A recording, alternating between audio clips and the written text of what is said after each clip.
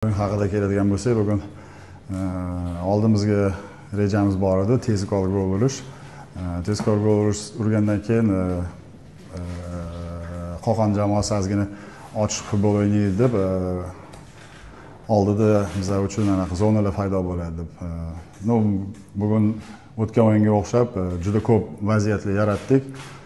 3 metrdan ham bugun Varatar, Qo'qon Varatar juda yaxshi o'yin ko'rsatdi. Birinchi taym juda issiq ham bo'ldi, havo ozgina noqulaylik yaratdi. Atak o'yin to'liq nazorat qildik. Komandagi shu jamoa Bunyodkor bilan ham shu jarima maydonchasi juda ko'p vaziyat berdi. Bugun ham aniq zarbalarga e'tibor beradigan bo'lsak, 11 ga 0 ko'rsatkichda bo'ldi. Aynan shu jarima maydonchasi ichida raqib jamoasi futbolchilarga nima aytishgan deb o'ylaysiz? Sovuqqonlik, shoshyapti.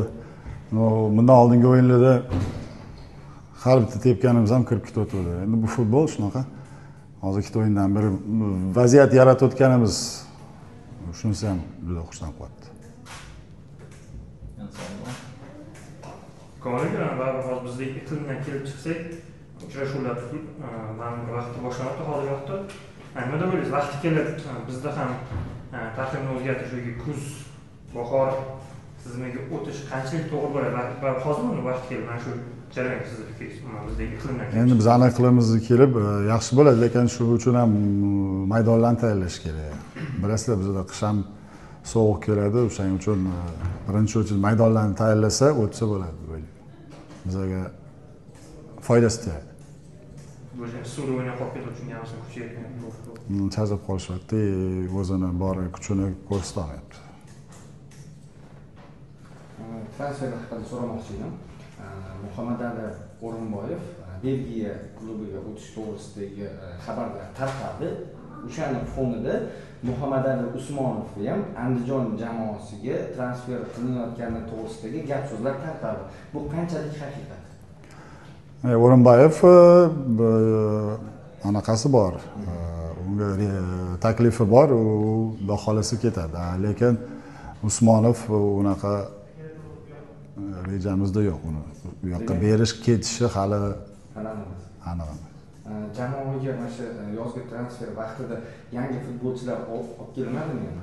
Xudo xolasa shuni ustidan ishlayapmiz, 2-3 ta odam olishimiz rejada. Faqat mahalliy futbolchilarmi yoki mahalliy legioner ham? Avvalambor Paxtakor g'alabasini tabriklayman. O'ylaymanki, Paxtakor bugun haqli ravishda g'alabaga erishdi. Ozgina nima deydi? Sversi yetishmadi komandamizga. 3 kun oldin og'ir o'yin o'tkazgandik. Lekin bu bahona emas. Hech shunga qaramay, baribir oxirigacha mehnat qilishdi. Bugun darvozabonimiz ham yaxshi o'yin ko'rsatdi. Bundan-da tan olish kerak, yirikroq hisob bo'lishi mumkin edi. Lekin 1-0 paytda bizda ham futbol bu, vaziyatlarimiz bo'ldi, foydalanganimizda boshqacha bir rezultat bo'lishi ham mumkin edi. O'yinni ketishiga qaramasdan, nima deydi, adolatli rezultat bo'ldi o'ylayman. Bahromiy jamoada ketma-ket 5-mag'lubiyat hisoblanadi bu. Umuman Qo'qon 19-ming o'yinida yutgan o'yinlarda ham e'tibor berishdik, raqiblardan kutilmagan xatolardan yoki sovg'alardan gol urgan holda g'alaba qozondi. Umuman jamoaviy o'yin borasida hali muammolar yetarlidek ko'rinmoqda. Chunki jamoaviy o'yin, jamoaviy harakatlar, hujumga jamoaviy bo'lib o'tish, shu harakatlarda jipslik kuzatilmayotgandek ko'rsatdi. Nima izohlash mumkin? Endi bu futbolchilarda bir kamsitish emas, lekin shu yilning boshida shu bolalarga ishondik. O'yin qo'yishga harakat qilyapmiz. Bu yangi jamoa juda ko'pchiligi o'tgan Pro Liganing futbolchilari tan olish kerak.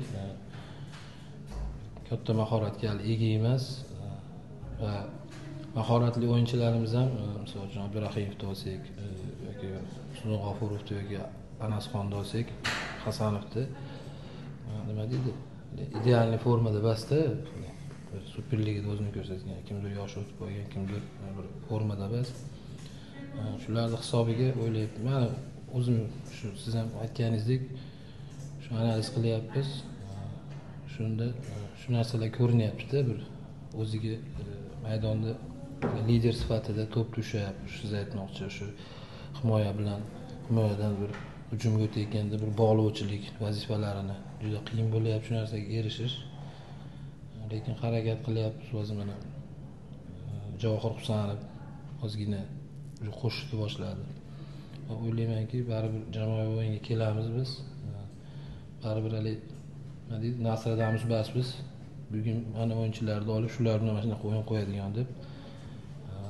Albatta bahona emas u, lekin baribir hozir ikkinchi turda ozgina o'zgarish bo'ladi.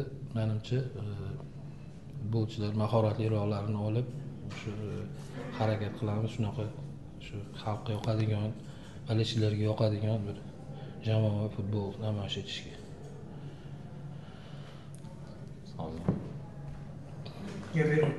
Bahromonga o'tgan uchrashuvlarda 3 ta markaziy himoyachi ham jarohat olgan. Bu endi Jasur Yoqubov ham qaytdi. Lekin shunga qaramay Paxtakor juda ham ko'plab vaziyatlarga ega bo'ldi. Umumiy olganda shu markaziy himoyachilarni o'yini qanday baholayotgan bo'ladi? Juda ham qiynalyapmiz. Bitta bugun Jasur Yoqubov qaytdi. Gvazava markaziy himoyachi emas, Gargadze. Adashgan bo'lsangiz kerak. Gargadze va Asliddin Toshtemirov shu yilning boshidan beri o'ynab kelishyapti. Ko'proq shularga ishonch bildiryapti. Ikkalasi ham birdaniga shu jarohat olgani juda qattiq ta'sir qilyapti. Nasab nimalarda Olmaliq o'yinlarini olib tashlasak ham, lekin Mashal bilan mana Bunyodkor bilan Kubokda bugun bilinib qolyapti-da baribir kamchiligimiz.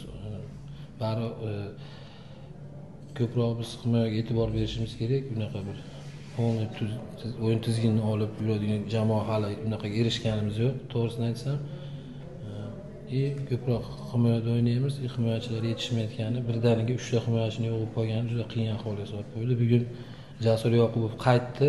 O'ylaymanki, u bugun yaxshi o'yin o'tkazdi. Lekin baribir yonida chap tarafda himoyachimiz yo'q hozir. Baribir Akramov ham, Muhammad Hasanov ham himoyachi bas. Juda qiynalyapmiz shunga. O'ylaymanki, shu yaxshi himoyachi oqtaryapmiz. Topish qiyin. Yaxshi himoyachi narxlari baland. Misol uchun yoshlar tarbiyalagani vaqt kerak.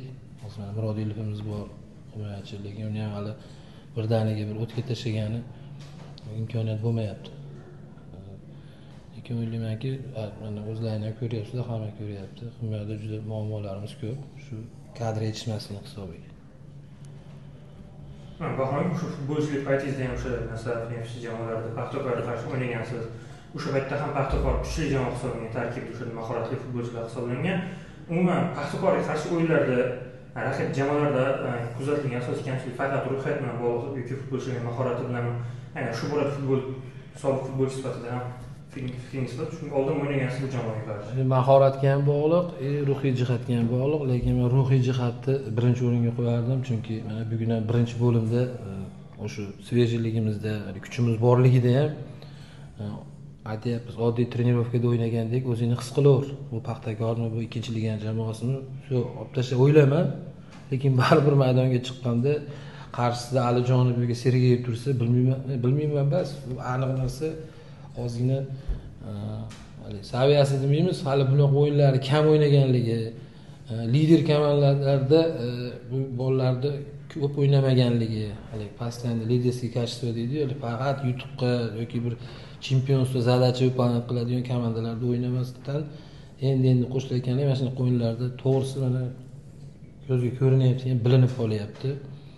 Atak hozirda mana mahoratli futbolchilar degansiz, bu Paxtakor o'yinchilariga bir nima bas, lekin ko'pi bilan o'ynasangiz bo'ladi, qarama-qarshi birga bir joylarda, situatsiyalarda bor. Endi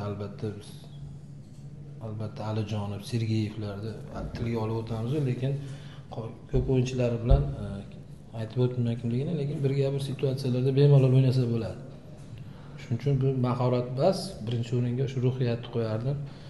Endi har xil nima deydi, mana Bunyodkor bilan ham, Neftchi bilan ham, bugun Paxtakor bilan ham, Nasaf bilan ham, Olmaliq bilan har xil situatsiyalarni qilib gapiryapmiz, lekin bunga o'ylaymanki, o'shanaqa muhit kerakki, bular shunaqa o'zini his qilishga, shunaqa jamoalarda o'ynab ko'rish kerak 1-2 yil. oddiy gap bilan juda qiyin. Menimcha har bir trener shuni desa kerak, oddiy gap bilan bitta o'yin chiqib qolishi mumkin. Постоянно shunaqa liderskiy kачествоni qilish uchun shunaqa kamida bir 3talikka, 4talikka kurashadigan jamoalarda hech bo'lmasa 1-2 yil o'ynash kerak bo'ladi. Mana shunaqa мнение deydi. Rahmat, yaxshi kunga ko'rishamiz.